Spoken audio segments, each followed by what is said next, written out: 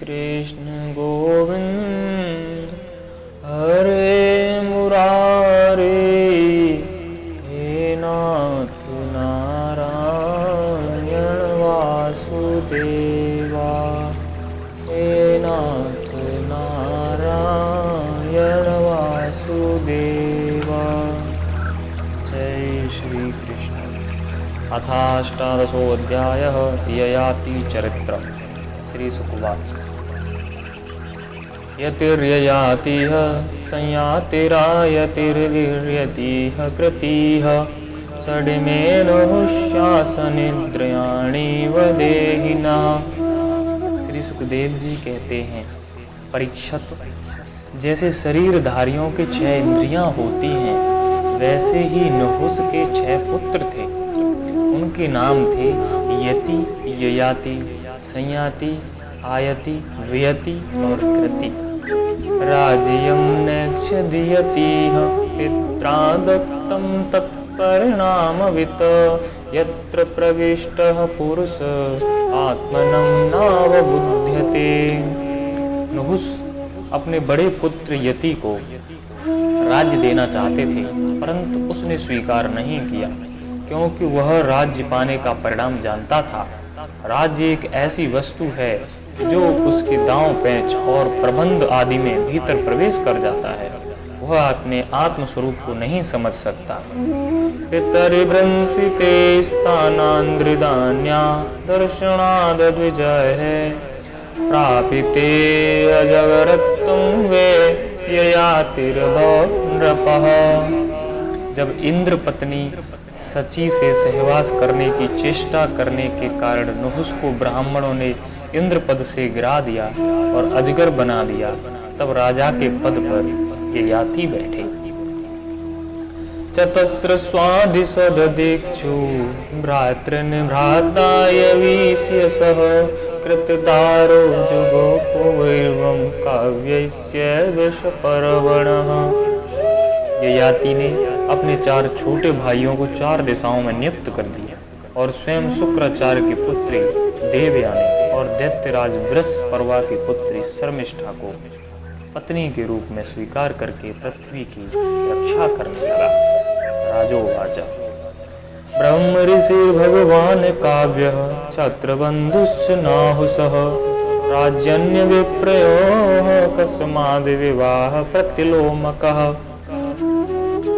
राजा परीक्षित ने पूछा, भगवान शुक्राचार्य जी तो ब्राह्मण थे और ययाति क्षत्रिय, फिर ब्राह्मण कन्या और क्षत्रिय वर का प्रतिलोम विवाह कैसे हुआ? श्री सुखदेव जी ने कहा, श्री सुखवाच। एकदा दानवेन्द्रस्य शर्मिष्ठानां कन्यका, सखी सहस्त्र संयुक्ता गुरुपुत्राय च भामिनी। श्री सुखदेव जी ने कहा, राजन, दानवराज वृषपर्वा की एक बड़ी माननीय कन्या थी। उसका नाम था शर्मिष्ठा। वह एक दिन अपनी गुरुपुत्री देवयानी और हजारों सखियों के साथ राजधानी में श्रेष्ठ उद्यान में टहल रही थी। देवयान्या पुरोद्याने पुष्पिद्रुम संकुले, व्यचरत कलिगीताल नलिनी पुलिने अबला। उस उद्यान में सुंदर सुंदर पुष्पों से लदे हुए अनेकों वृक्ष थे। उसमें एक बड़ा ही सुंदर सरोवर था। सरोवर में कमल खिले हुए थे और उन पर बड़े ही मधुर स्वर से मोरे गुंजार कर रहे थे। उसकी ध्वनि से सरोवर का तट गूंज रहा था। ताजलाशयमासाद्य कन्या कमल लोचनाः, तीरे न्यस्यद्कूलानि वज्रों सिंचतीर्मितः। जलाशय के पास पहुंचने पर उन सुंदरी कन्याओं ने अपने अपने वस्त्र तो घाट पर रख दिए और तालाब में प्रवेश करके वे एक दूसरे पर जल उलीच उलीच कर क्रीड़ा करने लगी। वीक्ष्य व्रजन्तं गिरीशं सह देव्या वृषिस्थितं, सहसोत्तीर्य वासांसि पर्युधुर्वीणिताः स्त्रियः। उसी समय उधर से पार्वती जी के साथ बैल पर चढ़े हुए भगवान शंकर आ निकले। उनको देखकर सब की सब कन्याएं सकुचा गईं और उन्होंने झटपट सरोवर से निकलकर अपने वस्त्र पहन लिए। शर्मिष्ठा जानती वासो गुरुपुत्राय समव्यव्यत सुवीर्यं मत्वा प्रकुपिता देवयानीदमगभ्रीता। शीघ्रता के कारण शर्मिष्ठा ने अनजान में देवयानी के वस्त्र को अपना समझकर पहन लिया। इस पर देवयानी क्रोध के मारे आग बबूला हो गई। उसने कहा, अहो निरीक्ष्यतामस्या दास्या कर्म हास्यं प्रतम अस्मर्ध्यां धृतवती शुनीव हरिवरत्वरे।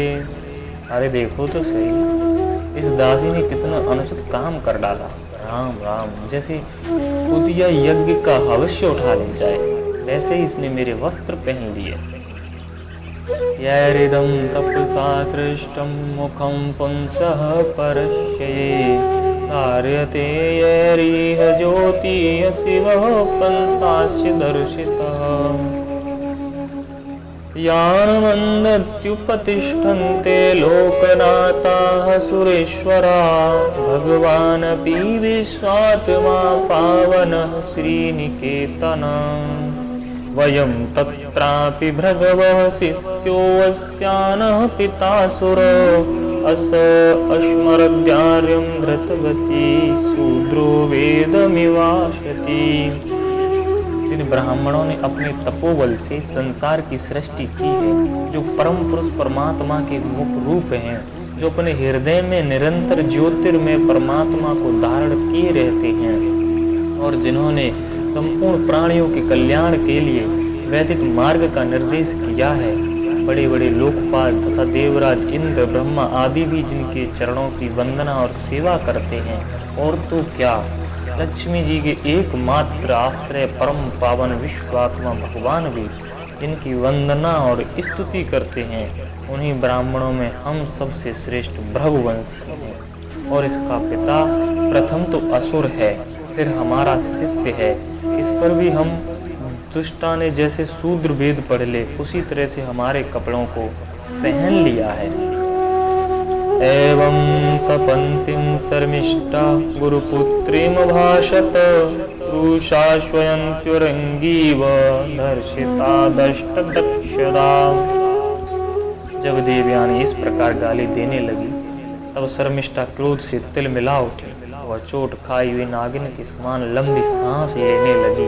उसने अपने दांतों से होठ दबाकर कहा, आत्मव्रतमिवाज्ञ कथ से बहुभिच्चुकी किम न प्रतीक्ष से अस्माकं ग्रहान बलिभुजो यथा। भिखारिन, तू इतना बहक रही है, तुझे कुछ अपनी बात का भी पता है?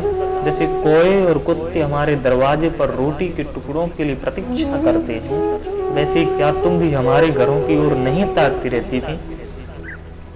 एवं विधेह सपुरुषेह क्षिप्त्वा आचार्य श्रुतां शतीं शर्मिष्ठा प्राक्षिपति कूपे वास आदाय मन्युना। शर्मिष्ठा ने इस प्रकार बड़ी कड़ी कड़ी बात कहकर गुरुपुत्री देवयानी का तिरस्कार किया। क्रोधवश उसके वस्त्र छीनकर उसे कुएं में ढकेल दिया। तस्यां गतयां स्वगृहं ययातिर्मृगयां चरन् प्राप्तो यदृक्षया कूपे जलार्थिं तां ददर्शः। शर्मिष्ठा के चले जाने के बाद संयोगवश शिकार खेलते हुए राजा ययाति उधर आ निकले। उन्हें जल की आवश्यकता थी, इसलिए कूप में पड़ी हुई देवयानी को उन्होंने देख लिया। दत्त्वा सुमुत्तरं वास्तस्य राजा विवाससे गृहीत्वा पाणिना पाणिमुज्जहार दयापरः। उस समय पर वह वस्त्रहीन थी, इसलिए उन्होंने अपना दुपट्टा उसे दे दिया और दया करके अपने हाथ से उसका हाथ पकड़कर उसे बाहर निकाल दिया। तम वीर महाशनुषि प्रेम निर्भरया गिरा राजंसस्त्वया गृहीतो मे पाणिः परपुरञ्जय हस्तग्राहो परो मा भूदगृहीतायस्त्वया हि मे एष ईश क्रतो वीर संबंधो नो न पौरुष यदिदं कूपलग्नया भवतो दर्शनं मम। देवयानी ने प्रेम भरी वाणी से वीरयाति से कहा, वीर शिरोमणि राजन, आज आपने मेरा हाथ पकड़ा है। अब जब आपने मेरा हाथ पकड़ लिया तब कोई दूसरा इसे ना पकड़े। वीर श्रेष्ठ, कुएं में गिर जाने पर मुझे जो आपका अचानक दर्शन हुआ, ये भगवान का ही किया हुआ संबंध समझना चाहिए। इसमें हम लोगों की या किसी और मनुष्य की कोई चेष्टा नहीं है। न ब्राह्मणों में भविता हस्तग्राहो महाभुज कचस्य वारहस्पतयस्य सापादयमशपं पुरा। वीर श्रेष्ठ, पहले मैंने बृहस्पति के पुत्र कच्छ को शाप दे दिया था, इस पर उसने भी मुझे शाप दे दिया। इसी कारण ब्राह्मण मेरा पान ग्रहण नहीं कर सकता। यहाँ पे एक कहानी है। एक बार बृहस्पति जी का पुत्र कच्छ शुक्राचार्य जी से मृत संजीवनी विद्या पढ़ता था। अध्ययन समाप्त करके जब वह अपने घर जाने लगा तो देवयानी ने उसे वरण करना चाहा, परंतु गुरुपुत्री होने के कारण कच्छ ने उसका प्रस्ताव स्वीकार नहीं किया।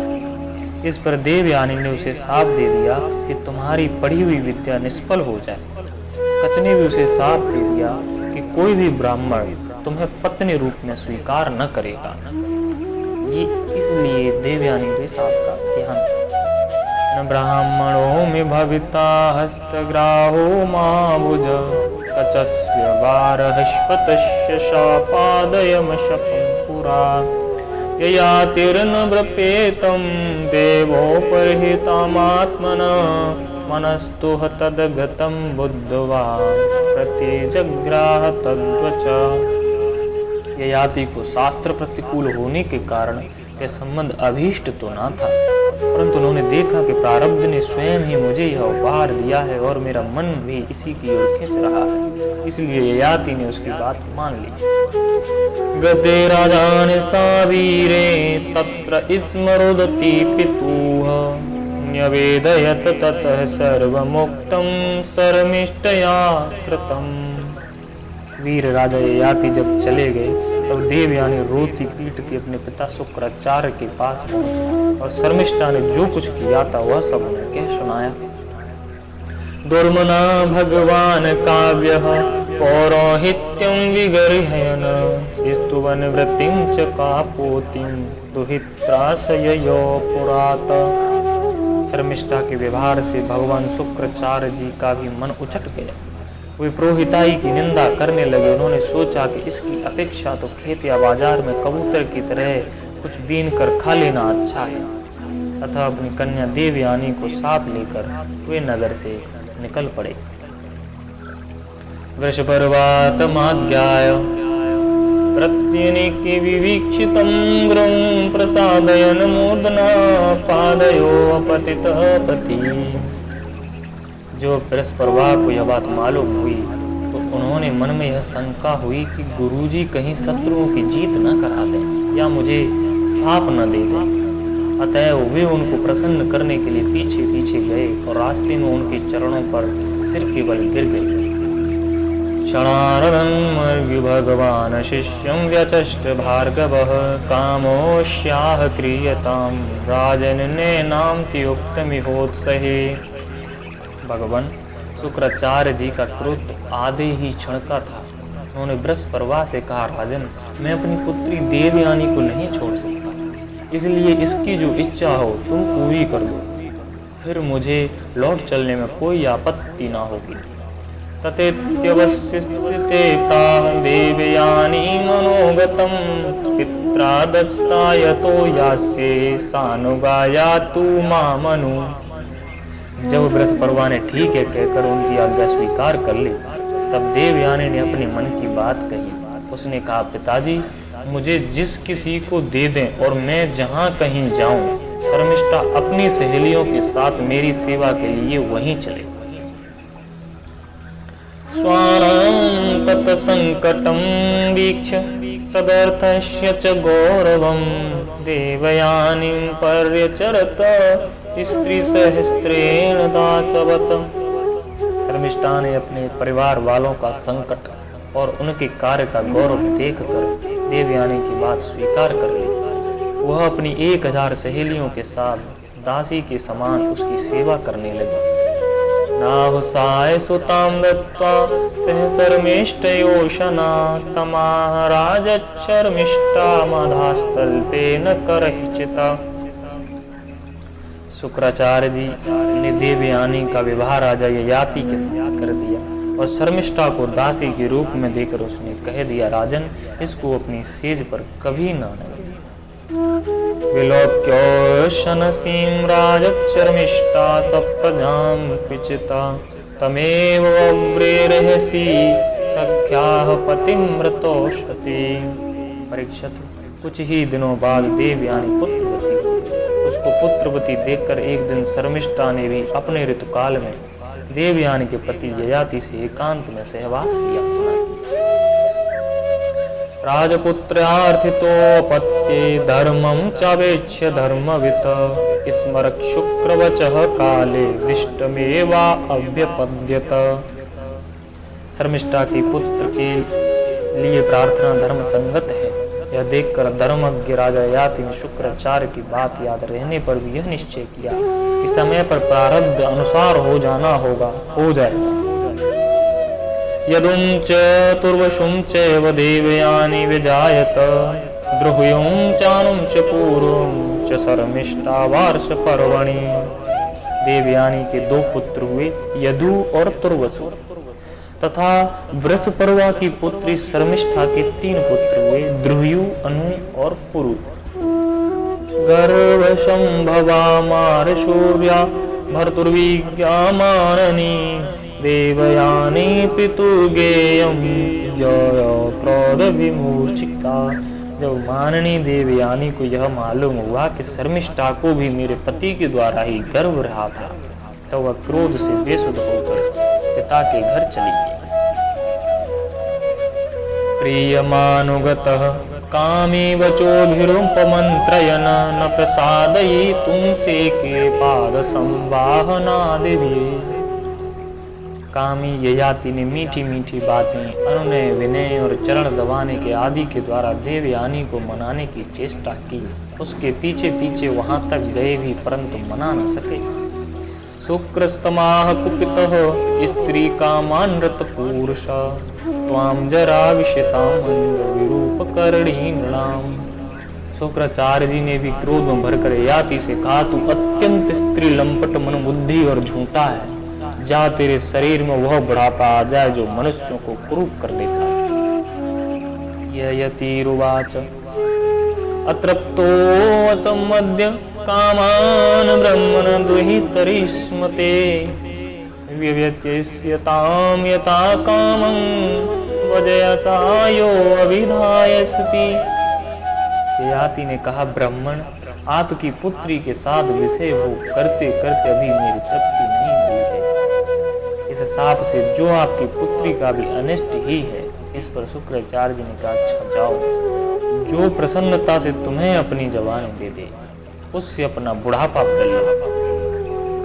इति लब्ध व्यवस्थान पुत्रं ज्येष्ठमवोचत यदोतात प्रतीक्षे मां जराम देहि निजं वय। मातामहे कृतां वत्स न तृप्तो विषये स्वहं वयसा भवदीयेन रंस्ये कतिपयाहिष्मा।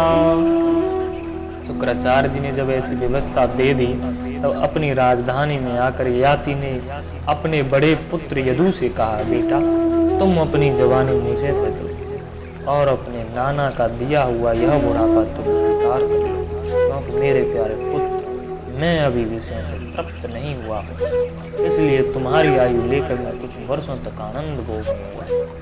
यदुर्वाच नोत्सहे जर्षा स्थान्तुमन्तरा प्राप्तया तव आविदित्वा सुखं ग्राम्यं वैस्त्रनिम्नैति पुरुष। यदु ने कहा, पिताजी, बिना समय के ही प्राप्त हुआ आपका बुढ़ापा लेकर मैं जीना भी नहीं चाहता, क्योंकि कोई भी मनुष्य जब तक विषय सुख का अनुभव नहीं कर लेता तब तक उसे वैराग्य नहीं होता। तुर्वसुचो यतः पित्रा द्रुह्युश्च नाश्च भारत प्रत्याचक्षुर्धर्मज्ञाः नित्य नित्य बुद्धयः।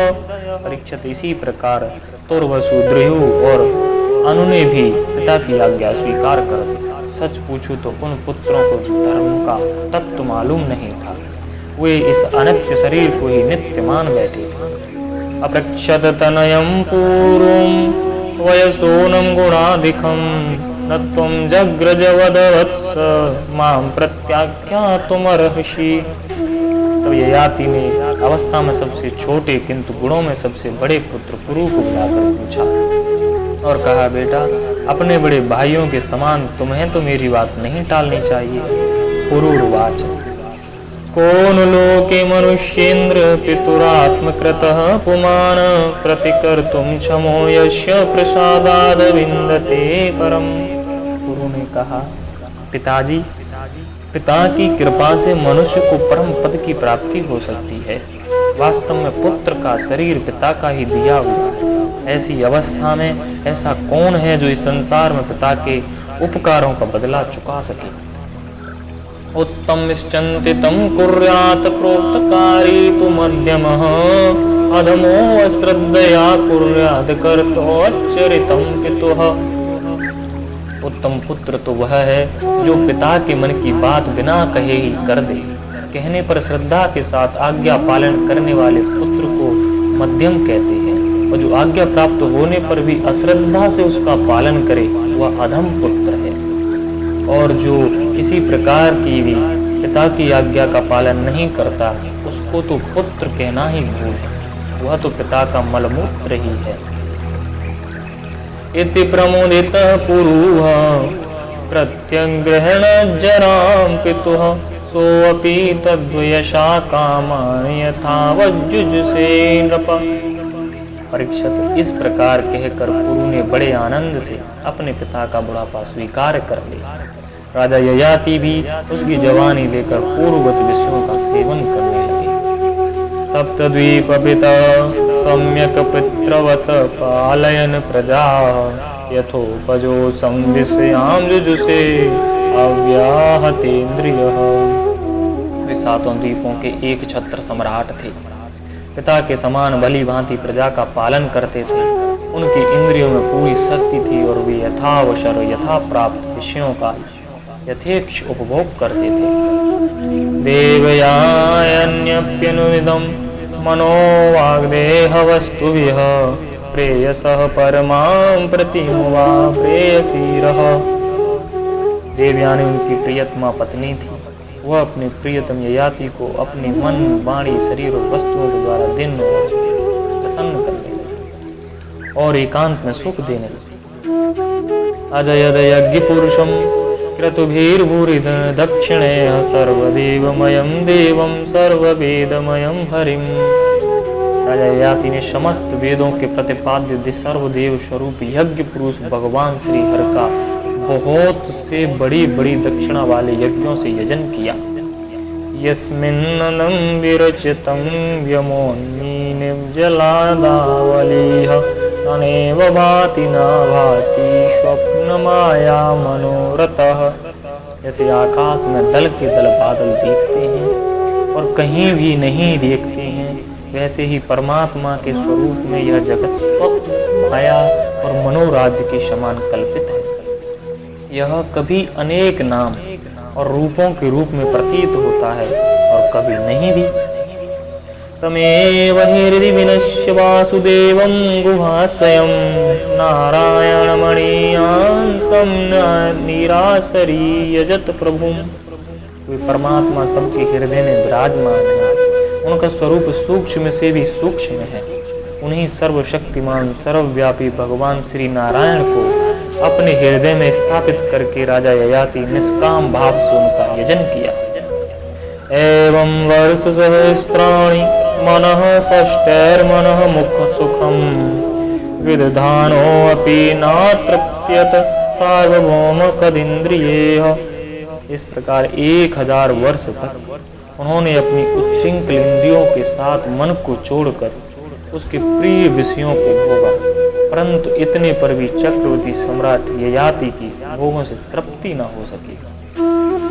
इति श्रीमद्भागवते महापुराणे पारमहंस्यां संहितायां नवमे स्कन्धे अष्टोदशोऽध्यायः। जय श्री कृष्ण। आगे ययाति का ग्रह त्याग, ये वाला हम वर्णन करेंगे। अभी आरती पाठ। आरती अति पावन पुराण की, धर्म भक्ति विज्ञान खान की। महापुराण भागवत निर्मल, सुखमुख विगलित निगम फल। परमानंद सुधार समय कल, लीलारति रस रस निधान की। कलिमल मथनि त्रिताप निवारिणी, जन्म मृत्युमय भव भय हारिणी। सेवत सतत सकल सुख कारणे, सुमुह सदे हरि चरित गान की। विषय विलास विमोह विनाशिनी, विमल विराग विवेक विकासिनी। भगवत तत्परहेश प्रकाशिनी, परम ज्योति परमात्म ज्ञान की। परमहंस मुनि मन उल्लासिनी, रसिक हृदय रस रास विलासिनी।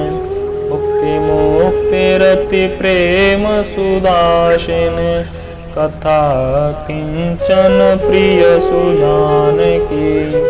आरती अति पावन पुराण की, धर्म भक्ति विज्ञान खान की। ओम नमो भगवते वासुदेवाय। ओम नमो भगवते वासुदेवाय।